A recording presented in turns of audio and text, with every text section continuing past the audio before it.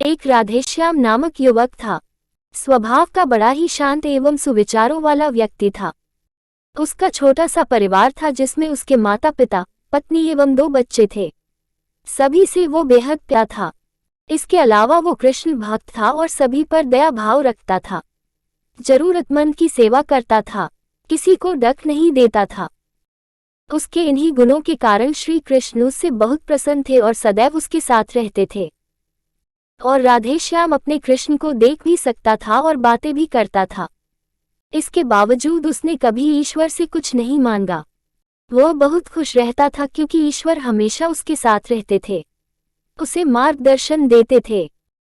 राधेश्याम भी कृष्ण को अपने मित्र की तरह ही पुकारता था और उनसे अपने विचारों को बांटता था। एक दिन राधेश्याम के पिता की तबीयत अचानक खराब हो गई। उन्हें अस्पताल में भर्ती किया गया।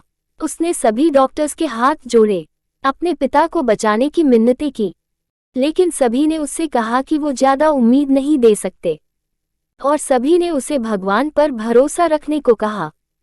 तभी राधेश्याम को कृष्ण का ख्याल आया और उसने अपने कृष्ण को पुकारा।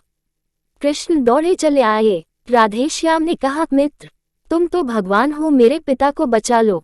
कृष्ण ने कहा, मित्र, ये मेरे हाथों में नहीं है। अगर मृत्यु का समय होगा तो होना तय है। इस पर राधेश्याम नाराज हो गया और कृष्ण से लड़ने लगा। गुस्से में उन्हें कोसने लगा। भगवान ने भी उसे बहुत समझाया पर उसने एक ना सुनी। तब भगवान कृष्ण ने उससे कहा, मित्र, मैं तुम्हारी मदद कर सकता हूं, लेकिन इसके लिए तुम्हें एक कार्य करना होगा। राधेश्याम ने तुरंत पूछा, कैसा कार्य? कृष्ण ने कहा, तुम्हें किसी एक घर से मुट्ठी भर ज्वार लानी होगी और ध्यान रखना होगा कि उस परिवार में कभी किसी की मृत्यु न हुई हो। राधेश्याम झट से हाँ बोलकर तलाश में निकल गया। उसने कई दरवाजे खटखटाए। हर घर में ज्वार तो होती, लेकिन ऐसा कोई नहीं होता जिनके परिवार में किसी की मृत्यु ना हुई हो। किसी का पिता, किसी का दादा, किसी का भाई, माँ, काकी या बहन।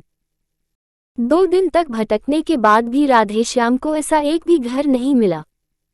तब उसे इस बात का एहसास हुआ कि मृत्यु एक अटल सत्य है। इसका सामना सभी को करना होता है, इससे कोई नहीं भाग सकता।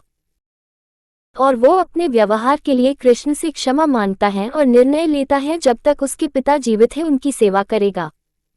थोड़े दिनों बाद राधेश्याम के पिता स्वर्ग सिधार जाते हैं। उसे डर तो होता है, लेकिन ईश्वर की दी उस सीख के कारण उसका मन शांत रहता है। दोस्तों, इसी प्रकार हम सभी को इस सच को स्वीकार करना चाहिए कि मृत्यु एक अटल सत्य है, उसे नकारना मूर्खता है। डक होता है लेकिन उसमें फंस जाना गलत है, क्योंकि केवल आप ही उस डक से पीड़ित नहीं है, अपितु संपूर्ण मानव जाति उस डक से रूबरू होती ही है। ऐसे सच को स्वीकार कर आगे बढ़ना ही जीवन है। कई बार हम अपने किसी खास के चले जाने से इतने बेबस हो जाते हैं कि सामने खड़ा जीवन और उससे जुड़े लोग हमें दिखाई ही नहीं पड़ते। ऐसे अंधकार से निकलना मुश्किल हो जाता है। जो मनुष्य मृत्यु के सत्य को स्वीकार कर लेता है उसका जीवन भार विहीन हो जाता है और उसे कभी कोई कष्ट तोड़ नहीं सकता। वो जीवन के हर क्षेत्र में आगे बढ़ता जाता है।